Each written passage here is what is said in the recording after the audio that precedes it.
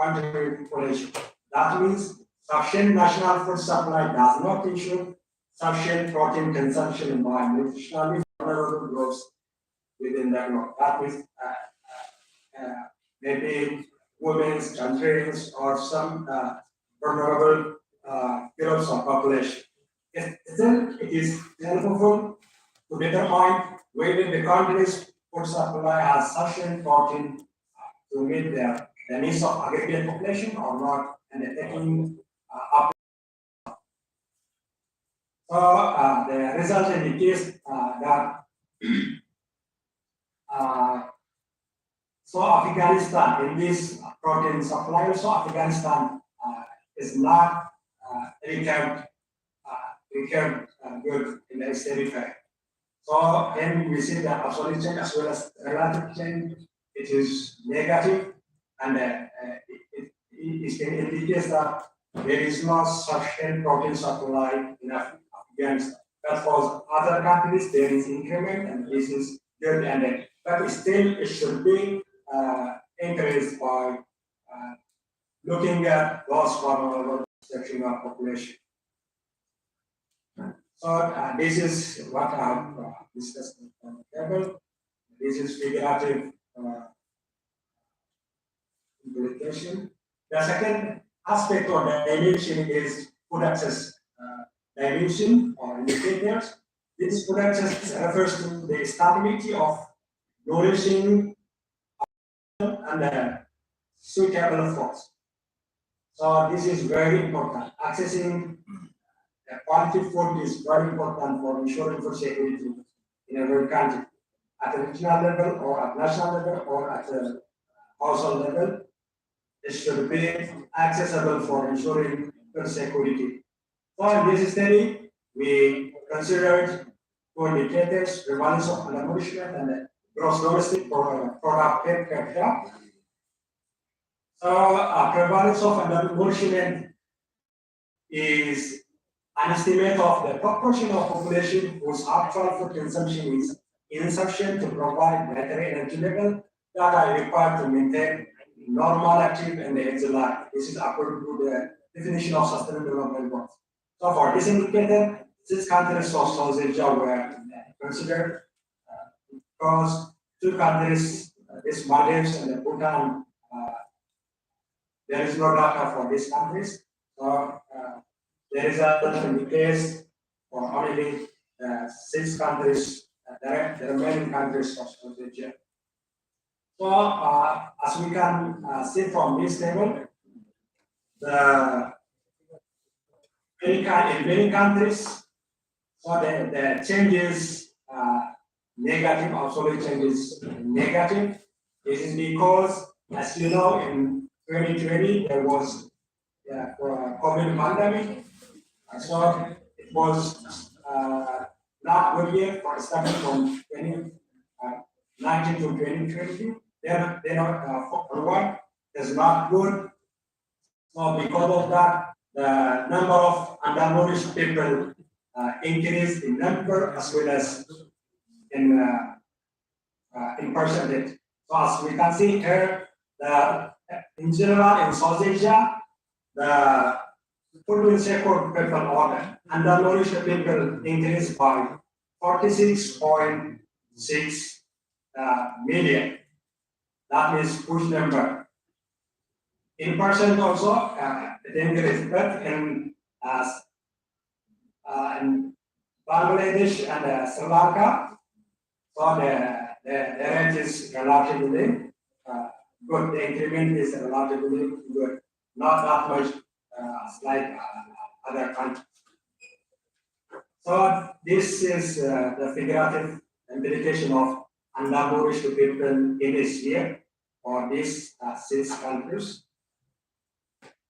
So this table indicates the prevalence of undernourishment in percentage out of total population. How many percent of that one nation population is undernourished.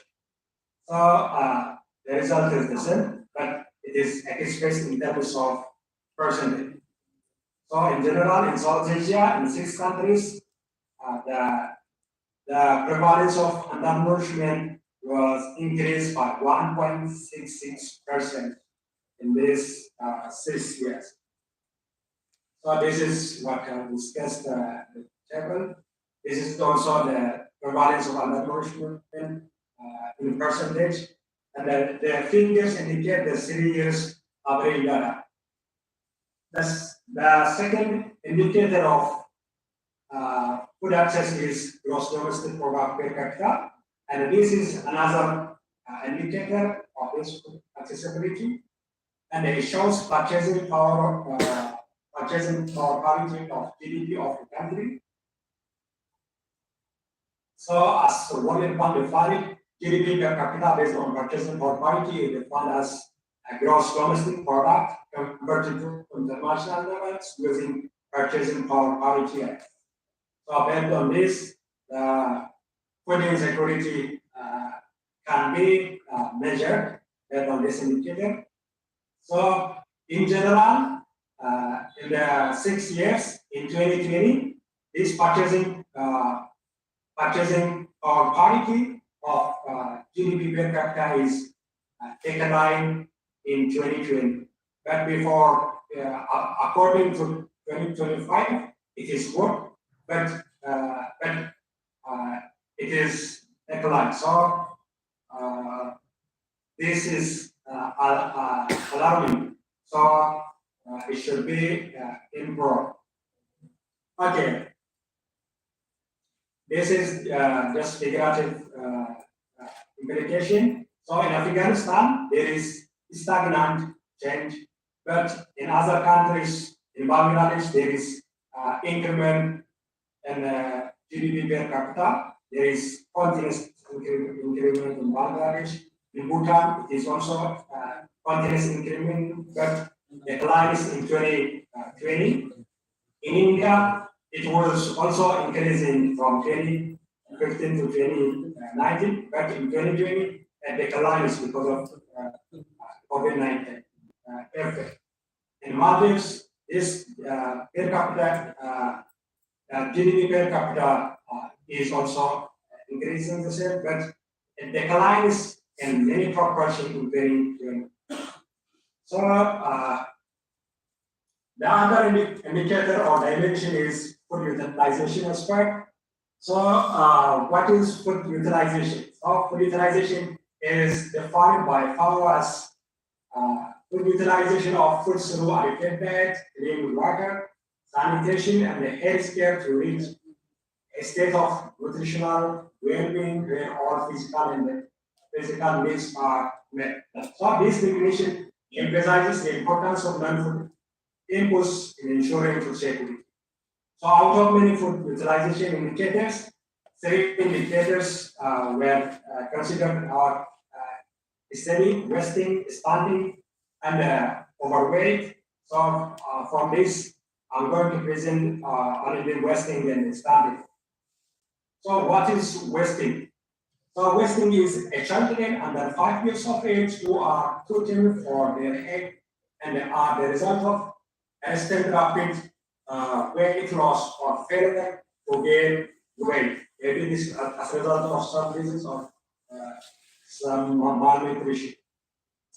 So as the result indicate in our study, 7 countries of South Asia, about 24.3 million children younger than 5 years were affected by wasting. This is bad enough. So, in the other hand, about 10.8% of children under 5 years in South Asia were affected by wasting in the 6 years after the Sustainable Development Goal, especially this Zero Hunger Goal, were set. So, it is very difficult to attain the Zero Hunger Goal. So the number of children under 5 years who are affected by wasting is still not reducing to attain the Zero Hunger Goal of Sustainable Development by 2030 in the world as well as in this period. So this is the result in January. The second indicator is stunting. Stunting is one of the most important metrics of evaluating child malnutrition, and it is defined as low age for age. So it is the result of chronic or recurrent nourishment, and a child has not developed to their full potential because of disease or health or malnutrition. So if a child is too short for their age, they are considered as a stunt. So the result of this study indicates that even though the relative changes of stunting is very small, the number and the percentage of children younger than 5 years who are stunted are declining in the study period. And it seemed that reduction in stunting in Sri Lanka and Sri Lanka was very stagnant. But in other countries, it was there. At average, stunting was declined from 64 million children under 5 years in 2015 to 53.8 million children under 5 years. So, our Islamic figures, India, Pakistan, Afghanistan, Bangladesh, and Nepal are still high, and it requires further collaborative efforts in order to make to the zero level. Okay, this is the figure that indicates wasting standing and overweight in the study period. As you can see, this green graph shows the percentage of children under 5 years age who are standing. So it was declining continuously in many countries. Yes, in Afghanistan, Bangladesh, and Bhutan, in India, in Maldives, it is stagnant. But in other countries, it was decline and good money. But in Sri Lanka, the rate of declining is very slight, is stagnant. The first dimension is stability. Dimension. So full stability is achieved in individuals, households, or population has access to food at all times, and it does not risk losing access as a consequence of scientific events like dry season or sudden shocks such as economic or climate crisis. So among the indicators of this stability indicator dimension, we considered two indicators for the study period. These are per capita food production variability and the per capita food supply variability. So per capita food production variability is an stability indicator that measures the extent of variation or instability in production of foods for the population of a country, and it enables the comparison between countries or across countries and across time. What is the change across countries or across time?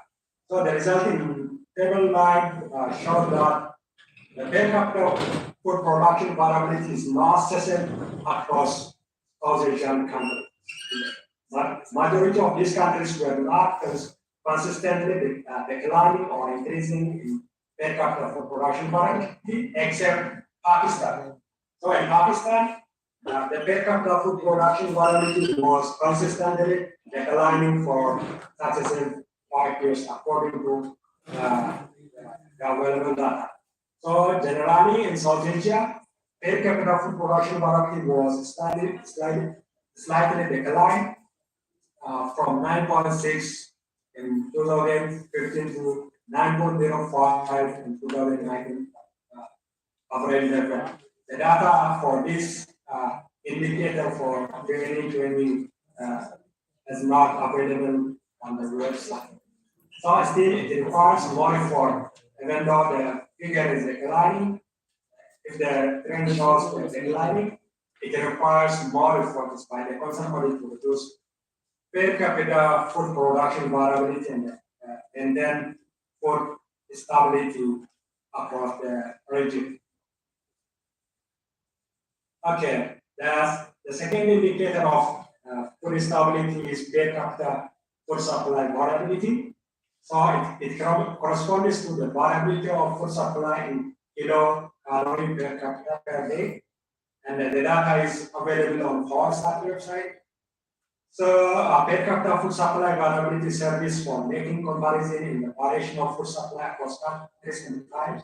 The variation of food supply results from the combination of instability and response in production, trading, consumption, or storage sectors, as well as government policy changes like restrictions, taxes, subsidies, or selling quotas, stockholding, or public distribution. So this result revealed that per capita food supply variability was increasing in South Asian countries, and it was declined in 2020. However, some countries like India and the Maldives were not totally shown an increment from 2016 to 2020. This is a good result, and it should be more strength. So the variation should be declined. So in general, per capita food supply variety in South Asia has increased average level. Okay.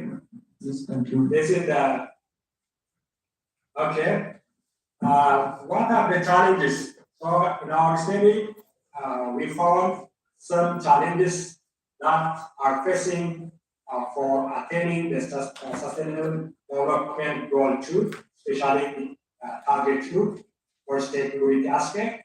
These are high population pressure, climate variety effects, conflict, COVID-19 impacts, global food price increases, general inequality, meaning gender inequality, low productivity, and the shortage of working capitals are main factors that are hindering to attain the sustainable development goals. So our conclusion is that at the current stage of where the zero hunger goal of sustainable development in South Asia has not generally progressing toward this achieving the second goal of sustainable development goals. Rather, in the extended period, the number and the proportion of food insecure population have been increasing in the area. Therefore, the study concludes that food security situation in South Asia is not declining so as to attain the sustainable development goals by 2030, but constrained by man-created and natural constraints, such as high population pressure, COVID-19 impact, and other major impacts. Therefore, we forward some policy implications for the remaining 7.5 years. So these are promoting international and interregional collaborative efforts by all governmental and non-governmental institutions strengthening and the strengthening the solidarity and the peace among regions is very important. Supporting smallholders, producers, and the poor, especially those vulnerable groups of people like women or certain groups of people should be supported properly. Boosting local domestic agricultural production is very important. Improving international agricultural and the food trade are useful strategies for ensuring food security in the South Asia as well as in the world. Thank you very much. Thank you very much, sir, for your valuable information regarding the Zero Hunger Goal. Now, I would like to invite President Professor A.K. Patil, sir, Head, Department of Economics, HM College, Karat, to put some light on sustainable development.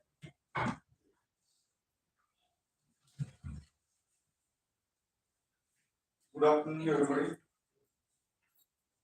Professor Amin Ali Zair, Wachomi University, Ethiopia, Principal of this college, Dr. Sezwan, Coordinator, Convener, Arun Jadhav, Pratima, Shikmar, other faculty members, Treasurer, Gunjan Mudhar, sir, other faculty members of the department, Dr. Vivare, Dr. Patil Madam, Somesh Mandya sir, my friend Dr. Satya sir from Shivaji College, Satara, some faculty members from Department of Commerce, and other participants from the country.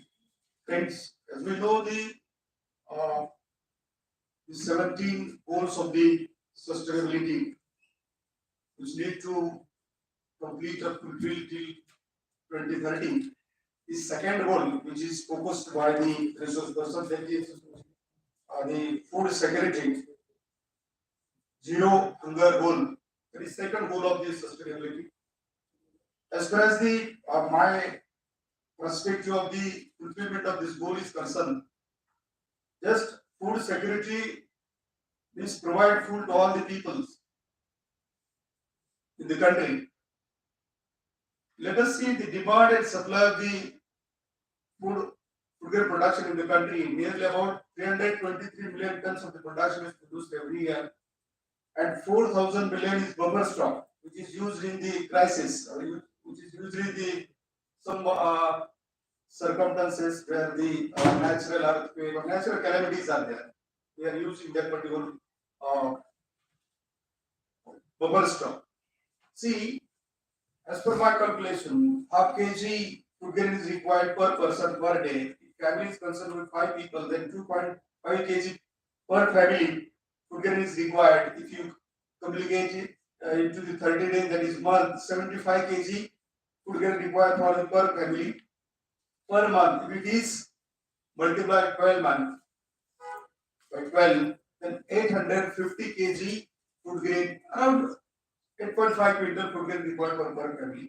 If you divided it to the 4,000 million metric ton, which is buffer stock, then automatically certain poverty or certain food grain problems will be removed. Isn't it? But fact is that nobody is taking the decision to such type of the implementation of the food grain provide to all the people in the country. Because what is happening as far as the market is concerned, if a person is visited the market, there is no food grain, there is no wheat in the market. The situation is not learned or not seen in the market. Why this is? The food grain is sufficient food grain is available in our country. Even though you can import if it is less.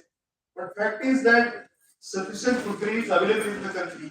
People haven't any purchasing power who are the poor. Therefore, the increase the purchasing power of the people.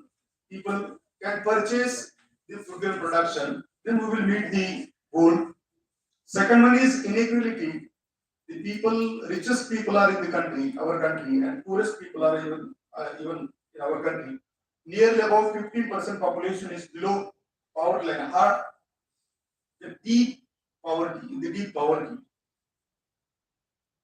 As the general poverty is concerned, nearly about 27% population is below poverty line. It simply means that 35 crore population is under the poverty line. If we need to meet such particular goal of the zero hunger, means nobody is hungry in the country, then we have to make certain changes in the economy, that is, reduce inequality, reduce discrimination in the wages, which is always happening in the informal sector, then reduce poverty. You might know this, since 1951 we are trying to reduce the poverty, but still not getting the answer to abolish entire poverty. Question is arising every day. Then unemployment and poverty, these are the twin questions in our country. If anybody asks me what are the basic problems in our country, there is two problems, that is unemployment and another one is poverty. If you provide employment, automatically poverty will be abolished. With this, resource person rightly pointed out, 22 crore population of our country is in the poverty, which is hungry population basically. So we have to, as a policy maker, we have to make certain changes in the purchasing power of the people, inequality, discrimination in wages, even employment opportunity to the people, then automatically that particular goal will be abolished. That particular goal will be achieved. With this, I would like to conclude here. I very much thankful to the organizers for giving me an opportunity to express my views on the international conference on the sustainable development. Thank you very much. Thank you very much, sir, for your valuable guidance. Now I would like to call Dr. S.S. Devare, sir, for vote of thanks.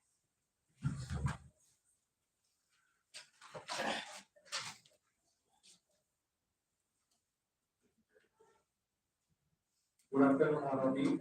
Respected Chairperson, Dr. A.K. Patil sir, Resource Person, Emmanuel Gabriel, and dear all participants.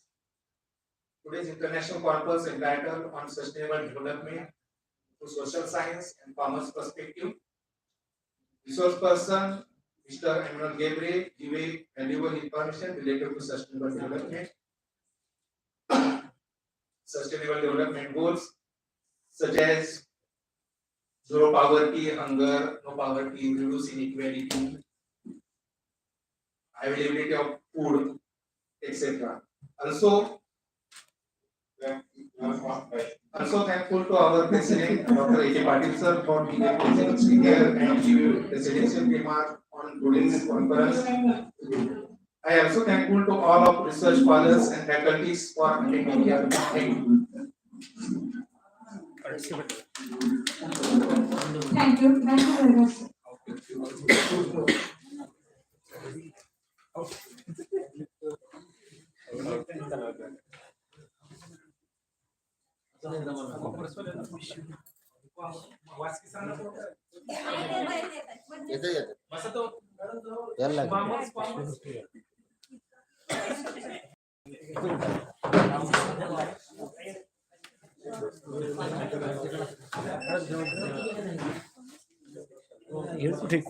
चला आपण जाऊया commerce बसूया तेवढी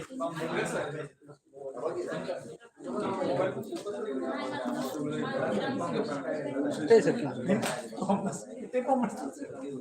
लागला